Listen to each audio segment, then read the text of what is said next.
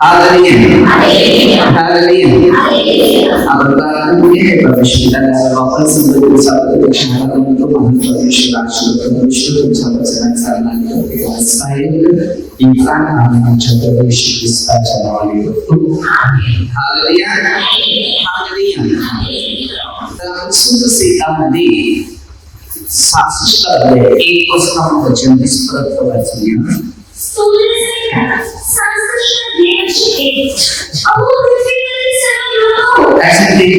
पृथ्वीवरील सर्व लोक आता तुम्ही आणि मी या पृथ्वीत आहे आणि या पृथ्वीत असल्यानंतर आपल्या सगळ्यांना देवाची स्तुती करायची.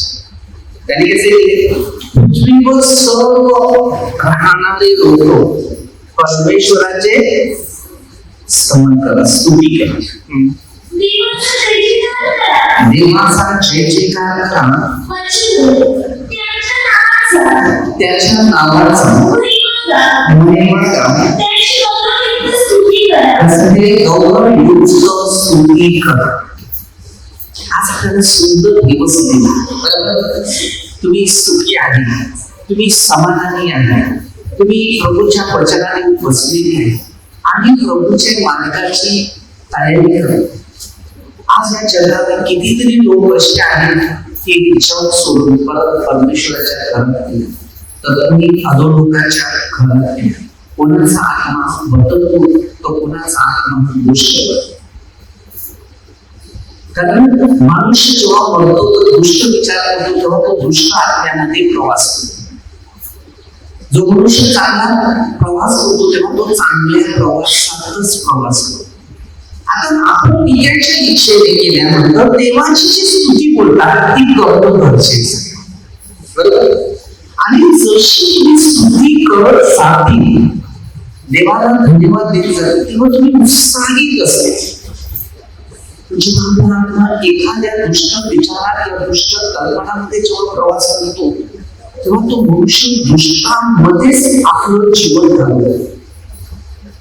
त्यामुळे आपल्या मनात शांती नाही.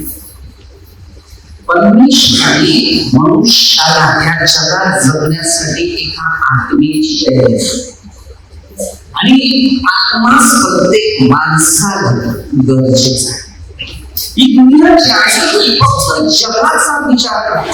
तो पण त्या जमान्यात तो विचार करत होता, परंतु त्यांनी परमेश्वराच्या दृष्टीचा अनुभव घेतला आणि आपल्या दिवसाचा मार्ग सुरू की प्रभू येशू या जगाला वधस्तंभ उचलण्याचा मध्ये 16:24 मध्ये देखील वधस्तंभ म्हणजे या जगाच्या सर्व लोकांचा भार आपल्या अंगावर घ्या. मध्ये 11:28 जर तुम्ही कोणाचं चांगलं करत असेल तर त्याची दुःख तुमच्या अंगावर पडायला लागते. तुझ्या डोक्यावर भार आहे, तुझ्या डोक्यावर टेन्शन आहे, तुझ्या डोक्यावर मानसिक तणाव. कारण यशामध्ये 53 अध्यायामध्ये 5वें वचन आहे, कारण प्रभूने जो भार घेतलेला होता तर त्याच्या मागे आम्ही सर्व लोक आलो. आज आम्ही आरोग्य आहेत, परंतु शारीरिक आरोग्य, आत्मिक आरोग्य नाही. आमचा आत्मा नेहमी अस्वस्थ आहे. म्हणून या सत्रात असं लिहिलंय की तू पहिली देवाची स्तुती कर, देवाचे गौरव. प्रकटीकरणामध्ये 8:4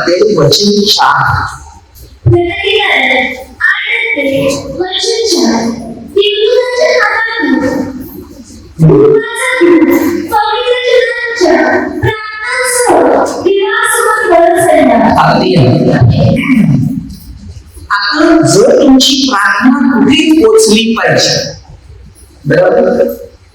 तुमची प्रार्थना देवाच्या गौरवासाठी पोचलेली पाहिजे. देवाची स्तुती हो. स्वतःचे 117:1-2 वचन की देवाची नेहमी स्तुती करा. पवित्र लोक तुम्ही आहे, तुम्हाला पवित्र बनायचं आहे, तुम्ही पवित्र राज्याचे गौरव करायचे. पुढे काय सांगतो?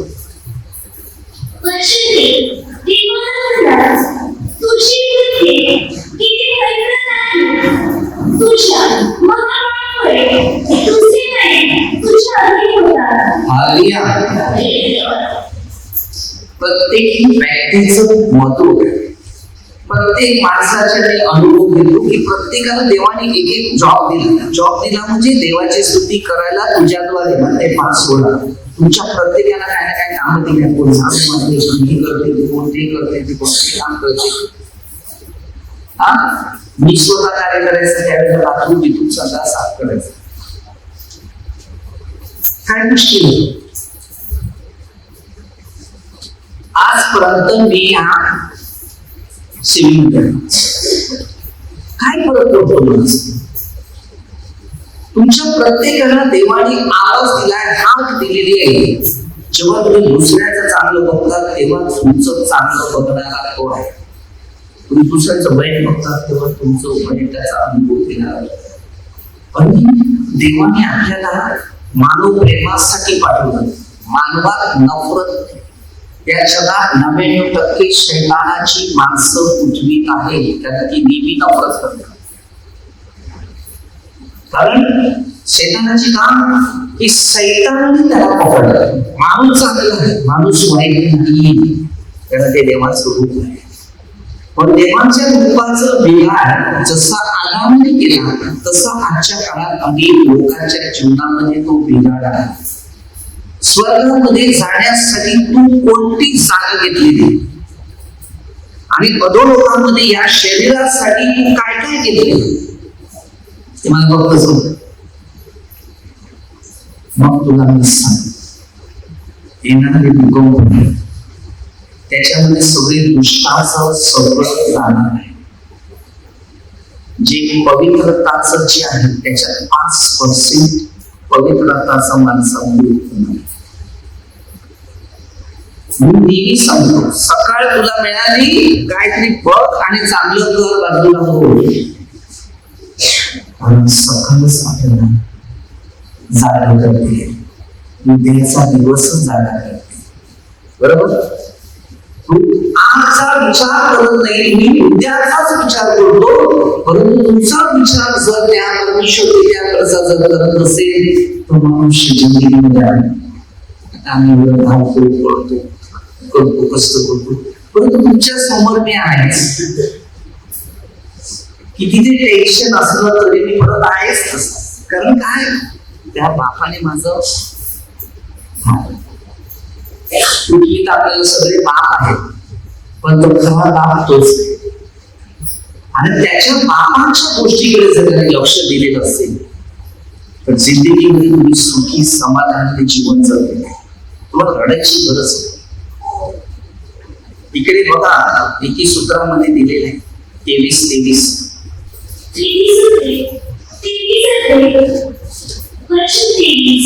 सत्य, शून्यता, शिक्षण व समंजसपणा हे विपुल होस. सत्य, शून्यता, शिक्षण विकत घे, विकू नका. समाजात तेच. ज्या शिक्षणासाठी इतका पैसा वेस्ट होतो परंतु त्याला सत्याचं शिक्षण मिळत नाही. खोट्यावर शिक्षण. या देहाच्या सगळ्या गोष्टी शून्य आहेत, पण आत्म्याच्या सगळ्या गोष्टी अनुभूती. उपसकाने कारणा एव्हा 4:24 मध्ये कसे दिले, आत्म्याने खरे. आपला आत्माच देवाच्या घरात. येशू प्रभूने काय सांगितलं माहिती, हे बाबा माझा आत्मा मी तुझ्या हातात देतोस. कोणत्याही वस्तूमध्ये ना तुम्ही निराश नाही व्हायचं. निराशापणा प्रभू येशूने स्वतः घेतलेला आहे ना, आनंदपणा तो आपल्याला दिला. फिलिप्पियर 4:4 प्रभू मध्ये आनंद करा. पुन्हा जे देवामध्ये आल्यानंतर ते आनंद का असतात, कारण प्रभू आपल्याकडे आहे.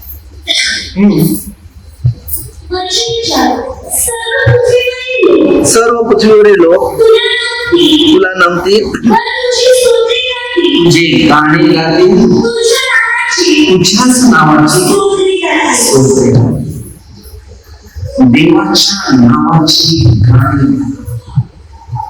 आपल्या मुखामध्ये देवाची गाणी. आहे तर शांत. देवाविषयी आपलं मन उत्साहित आणि रोज विचार करायचा की मला काहीतरी चांगलं करायचं.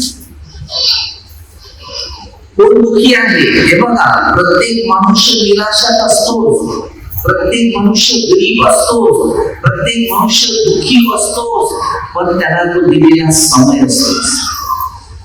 पण जेवढा मनुष्य तो देवाच्या जवळ जवळ जातो तेव्हा त्याची जी दुःख आहे ते बाजूला पडतात. आणि जेवढा मनुष्य माणसाच्या जवळ जवळ जातो तेवढा मनुष्य दुःखी दुःखी दुःखी. माणूस माणसासाठीच म्हणून पण माणूस माणसासाठीच नाही. कारण उत्पत्ती 4 अध्यायामध्ये देवाचे गौरव करण्यासाठी त्याच्या उत्पन्नाचा प्रथम फळ ते परमेश्वर पित्याला द्यायला सांगितलं. पण त्याने परमेश्वर पित्याला न दिलं, त्याचे स्वतःचेच विचार करत काही नाही. परंतु आम्ही जो त्याला समज आली की हे सगळं देवाचंच आहे, त्यांनी तर मला सगळं दिले आणि एकच त्याला मी द्यायचं. तुझ्या मनाला आनंद झाला की हे सगळं परमेश्वराचं आहे, हे माझं काय. जेव्हा जो मनुष्य देवाच्या इच्छेप्रमाणे प्रवास करतो तेव्हा देवाच्या इच्छेनुसार त्याचा अनुभव घेऊन त्याला कळते की देव आहे. काही कार्याचं डिसिजन तुम्ही विचार करा, प्रत्येक प्राणी जीव हा परमेश्वराचा आहे आणि परमेश्वर नेहमी माणसाला काही ना काही जीवन देणार. काही गोष्टीचे अनुभव मी सांगतो तुम्हाला की परमेश्वराचं राज्य कोणाला दिसत नाही आणि कोणत्या माणसाला ते राज्य समजत नाही, कारण त्यांनी कधी परमेश्वरा विषयावर मनन केलं नाही ना कधी परमेश्वराच्या सेवेमध्ये मनापासून त्यांनी भाग घेतला. तर हर मनुष्य कुठे कुठला मोह असतो त्या मोहात आकर्षित होतो आणि तिथेच तो मनुष्य कमजोर होतो. स्वतःसिद्ध 118 मध्ये 22 वचन दिले, ना असं दगड कोळशा ना असं दगड कोळशीला करतात. तुम्ही प्रत्येक मनुष्य नफरत आणि निंदामध्ये आहे, स्तुतीमध्ये नाही. पण परमेश्वर नेहमी स्तुती करतो.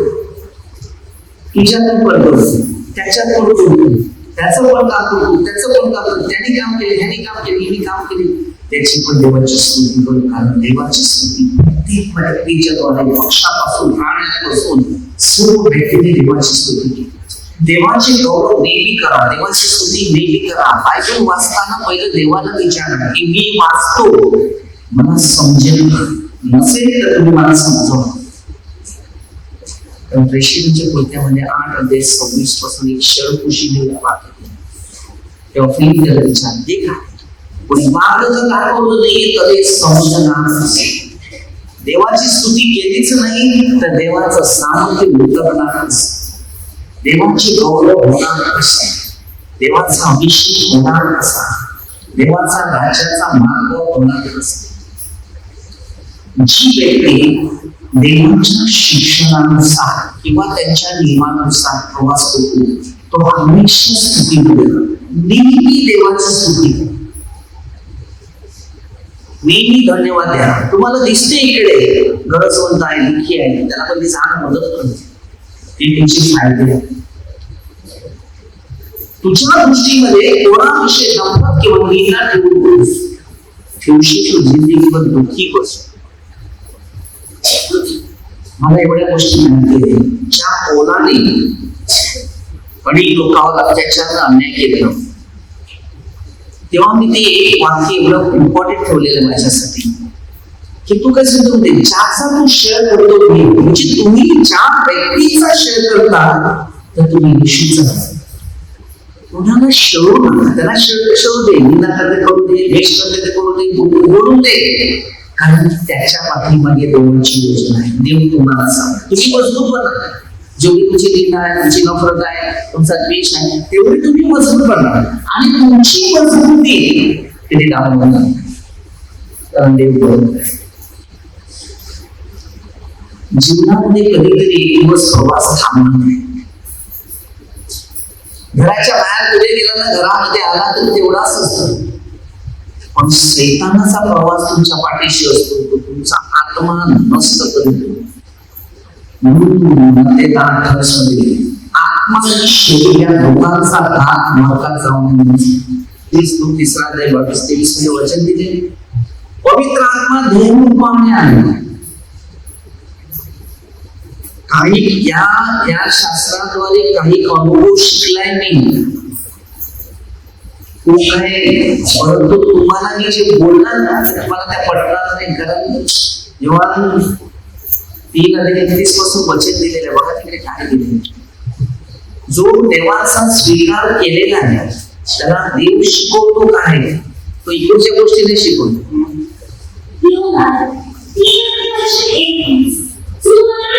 जोडून येतो सगळ्यांची वर आहे, जो पृथ्वीपासून आला तो पृथ्वीचा आहे, तो अनेक गोष्टी, जो पृथ्वीचा आहे तो एक गोष्टी बोलत त्याला देवाच्या गोष्टी पटत नाही किंवा आवडत.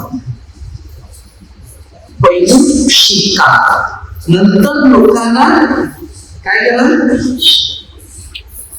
तो बोलते अनेक गोष्टी बोलतो. अनेक गोष्टी म्हणजे देवाच्या नियमाविरुद्ध वागतो. कोणता माणूस चांगला करणार त्याची विचारधारा चांगलीच राहणार, पण एखादा माणूस आहे, एखाद्या माणसाचा विचार वाईट आहे, त्या माणसाला या विरुद्ध वाईटच जायचं, तो वाईटच जाणार, तो चांगला नाही, कारण त्याची वृत्ती तशी. पण त्याचे फायदे नाही होणार, त्याचं नुकसान, पण ज्याचं वाईट करतं त्याचे फायदे होतात, कारण त्याची मन तोडतात. असं तिथेच लक्षात द्यायचं की मी देवाशी बोलतो, मी देवाला बोलतो, मी देवाला शोधतो, मी देवाला त्रास देतो, असं आहे. म्हणून स्तुती गौरव करा.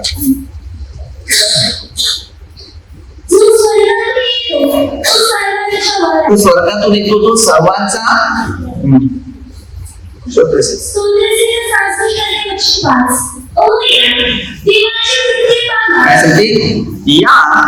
देवाची काय कृती केली ते पहा.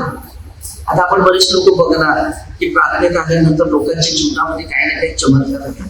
काही लोक सांगतात की ह्या आशीर्वाद ठेवला तो आशीर्वाद बनतो, तसं नाही, तो आशीर्वाद बनतो, पण आशीर्वादामध्ये देवाचा आत्म्याचा आशीर्वाद तुमच्यावर.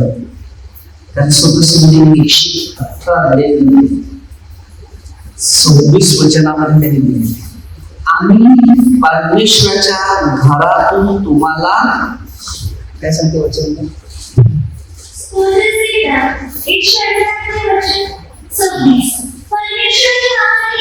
परमेश्वराच्या नावाने येणारा तो धन्यवाद असो. आम्ही परमेश्वराच्या घरातून आशीर्वाद कुठून आहे हे बघा. देवाचं शिक्षण कसं होतं, परमेश्वरने पाहिल्या तरी चमत्कार झाले, बरोबर, त्यांनी विचार केले तरी पण चमत्कार झाले, त्यांनी बोललं तरी पण चमत्कार झाले. मग आपला विश्वास काय, मध्ये पण मला हात मान मी तुला उत्तर देईन. किती सुंदर पवित्र शास्त्राचं शिक्षण, पण नेहमी पहिले स्तुती.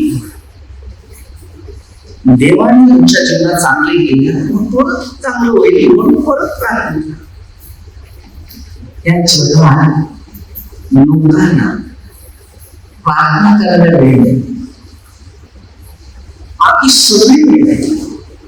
मनुष्य कधी विचार करत नाही की माझा उद्या दिवस कुठे जाणार, माझं शेण कधी संपणार, माझ्या भविष्यात माझं लाईफ इथेच खतम होणार. हर व्यक्तीचं जीवन जीव आहे. मी अनुभव घेतलेले आहे. जेवढा मी धावतो देवाच्या राज्याच्या सेवेसाठी प्रार्थनेसाठी तेवढा मजबूत बनतो. कारण का रोज नवीन जन्म. प्रभू येशूने योहान 3:3 मध्ये तो वचन कसं दिलेलं, इस्रायलचा गुरु होता. त्या गुरुच्या शब्दात त्याने स्पष्ट दिले की नवीन जन्मल्यापासून कोणीही देवाच्या राज्यात प्रवेश करू शकतो. नवा जन्म म्हणजे एक सार्वत्रिक जीवन आम्हाला मिळालं.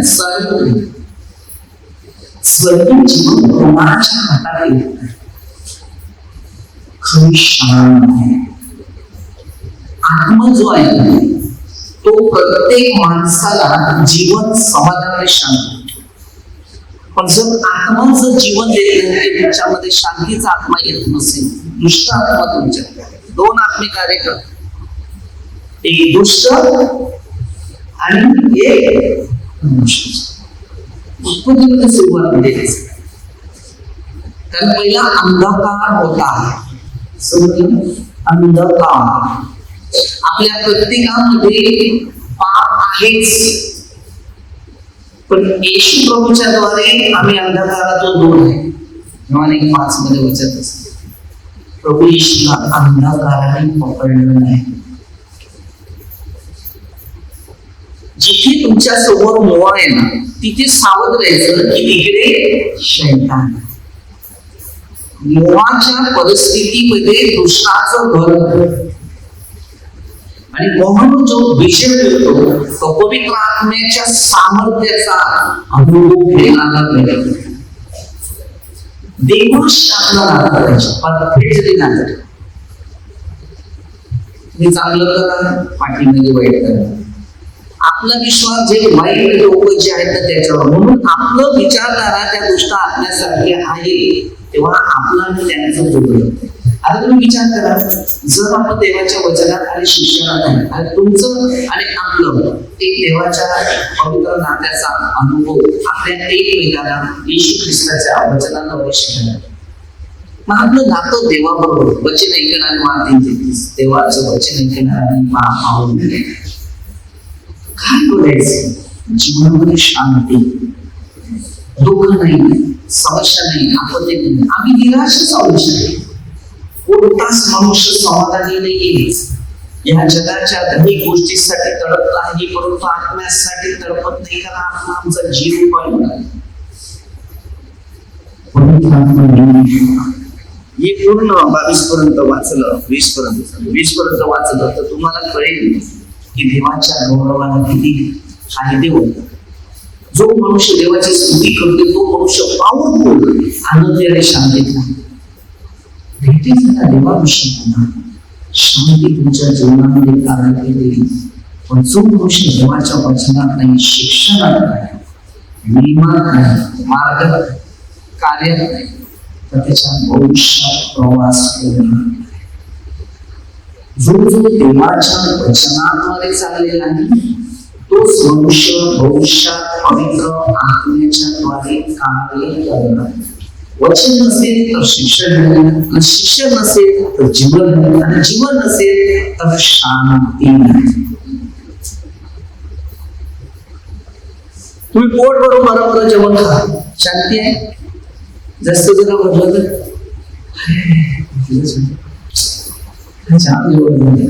आला मुश्किल, बरोबर. पण असं कोण सांगणार नाही की मी प्रभूच्या वचनामध्ये एकदम खूप आनंद आहे, एकदम शांती नाही. जी प्रभूमध्ये आनंदाचा जो अनुभव आहे जगाच्या प्रकारे शांती शांती शांती. आपण छोटीशी भाषण